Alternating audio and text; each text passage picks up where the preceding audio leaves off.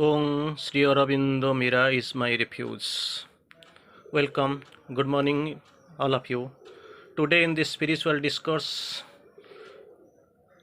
we are going to have a short discussion on death part 2. Already, part 1, we have covered the types of death, what is death, why it is required. Now itself, we are going to observe the mystery of death. Once again, we are going to have a brief discussion on the mystery of death. When there is a mystery of death, there is also another side is there, mystery of birth. So concluding, comparing this mystery of birth and the mystery of death, what is the mystery standing behind? We can conclude in one sentence: death is not the end, or birth is not the beginning. Before this birth, we have taken number of births. This is an eternal process. After this death, so many lives will come, because soul is in the position to take birth from birth from age to age. It has to take to gather experience and progress and develop. So the mystery, considering the mystery, birth is not the beginning nor death is the end. So birth and death are ceaseless iterations cause, ceaseless iterations points. It is a continuous point, ceaselessly it goes on, and these are the points, it is varying, it has been taking place. So this is the mystery. Now we are going to know the mystery of death. Sri Aurobindo writes here, all here is a mystery of contraries. All here is a mystery of contraries. Darkness, a magic of self-hidden light. The light it has hidden to itself, the light, the darkness is the magic of the self-hidden light. Life being self-hidden, there is manifestation of darkness. Suffering, some secret raptures, tragic mask. Suffering, naturally a mask, but a tragic mask, why? It gives pain instantly. Suffering, some secret rapture. Behind this suffering, some secret rapture is there, that is secret raptures, tragic mask. And death, an immortal instrument of perpetual life. There is a life, there is a perpetual life we live on, we have to live on, we have to lead that perpetual life, and death is the instrument for this perpetual life. Then Sri Aurobindo quotes, where is death? How it comes? We know death is the end of all human roads. So at the beginning, where it is? At the end, the last judgment of man's futile works, we know that is death. Last judgment, finally it judges, his final judgment comes. Initially how it is, and in between what is the position. Sri Aurobindo writes here, although death walks beside us on life's road. On the life's road, two things, life, how it is defined, it is actually a straight line between 2 points. This straight line between 2 points, the points are initially in the first point is birth, the last point is death. And that pointing the very line, straight line connecting the 2 points like birth and death, that is the lifeline. This lifeline we have to cover in between our entire living, this entire living in this life only. Although death walks beside us on the life's road, this life's road, when we are passing through, we are walking, death stands there, walks beside us. Initially, it is a dim bystander at the body's start. When the body starts, when the journey of the body, adventure of the body starts, then it stands as a dim bystander. And at the end, the last judgment on man's futile works. Man's works, it is okay, but futile, why he speaks? Because the work, whatever we have done in this material world, that is for the living, not for life. The objective of life is totally different.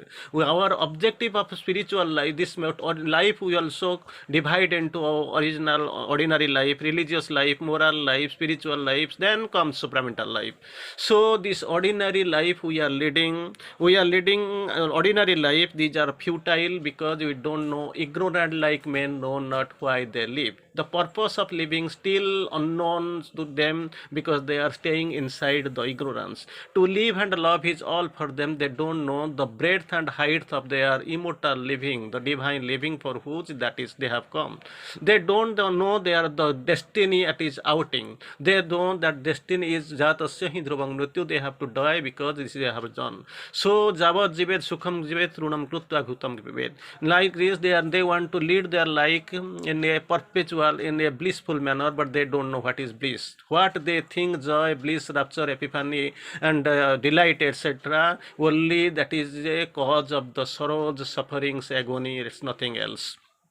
Steer in the course here, futile work. They are living for, they are leading the life for the living, ignorant, besieged by ignorance, under the compulsion of the perverted human love, nothing else. So they counts nothing. These works count nothing. Their summation brings to a big zero or negative. It is here in the course it futile works.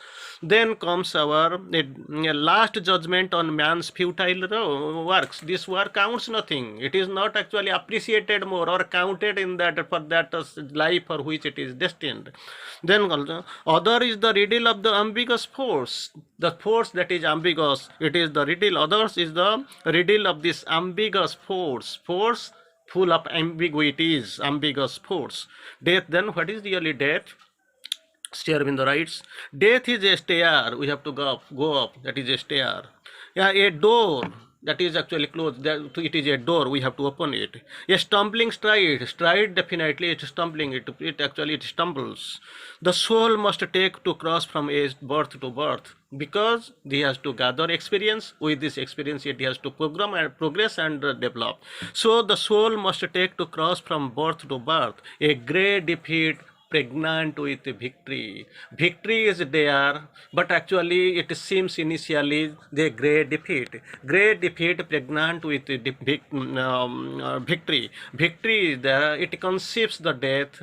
As we know, the mother when conceives, actually he looks pale and grey, but after this giving birth to the child, that glorious child coming to the fore, to the morning sunrise, he is actually illumining the things. Then this mother's appearance changes, and whatever he has conceived kept within inside her, when he is coming, it is actually enlightening like a sun, becoming a center of learning, a center of consciousness.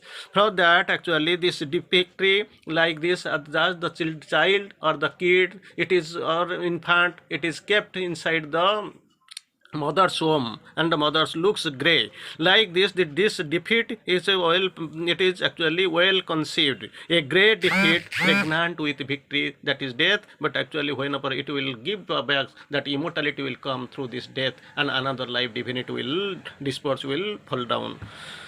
Then a whip to lash us towards deathless state. It will take to the our deathless state. That is the whip, it is carrying us forward.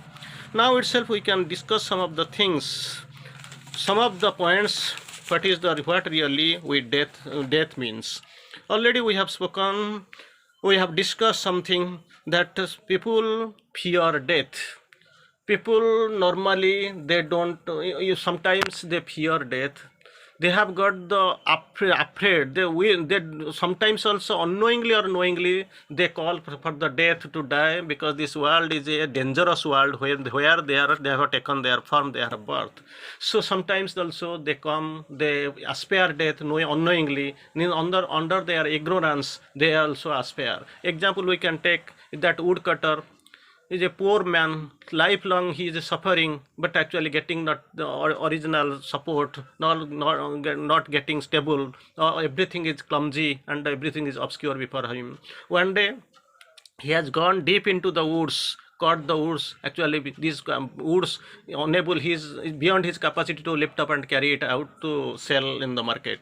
That time he is out of agony. He says, "Hey, oh death, come and take me." Immediately he finds that death is manifesting before you, and asks, why you called me? Then he is getting fearful. He does not know why he called. Out of his unconsciousness, out of his agony he has called. Then immediately he applies his brain. He says, "Please raise this log of wood to my head."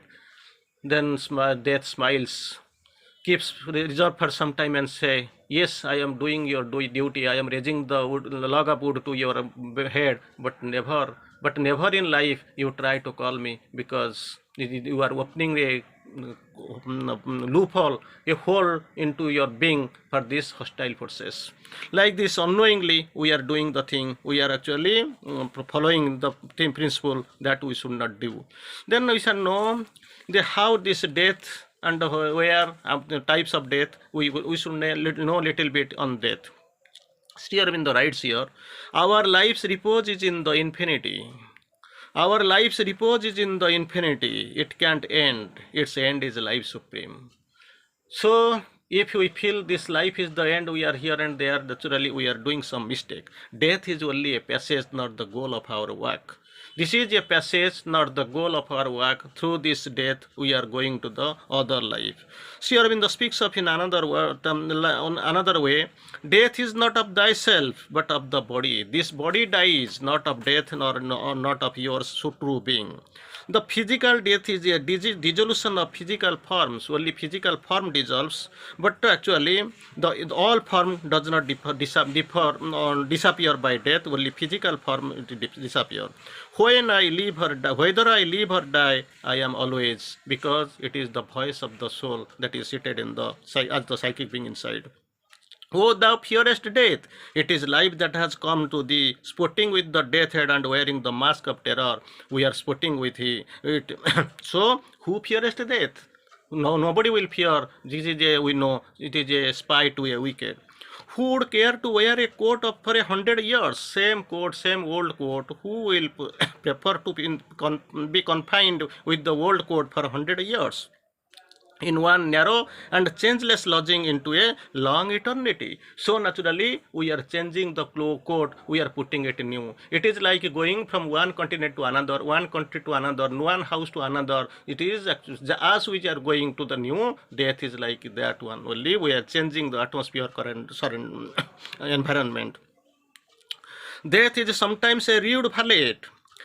And when he changes these robes of earth for that brighter raiment, her horseplay and impertinence can be pardoned. Nothing to be worried, nothing to take form. Vasangsi jinnani jatha vihaya navani grunnhanti naro porani. So then Sri Aurobindo quotes another beautiful sentence. Death is a question nature puts continuously before life. This is a question have been asked by nature continuously. Her reminder is to that it has not yet found itself. The question is that, but the value and meaning of life, that question yet to be end. End of death, death of ignorance. Mortal man knew herself, death will die. When mortal man will know herself, then actually what will death will die, not man. The end of death, death of ignorance.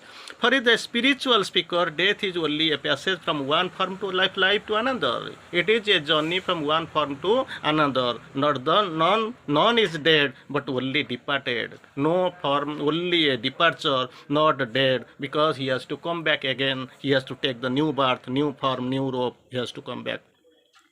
All death is an opening on widest immortality. Death brings immortality. On death is an opening on widest immortality. It is by constant death to our old names and forms. We have got old names and various forms. It is by constant death of these old names and forms that we shall live most vitally in greater and newer forms and names. So, this world we have to throw it out, these names and forms, as we throw away our coats, old coats.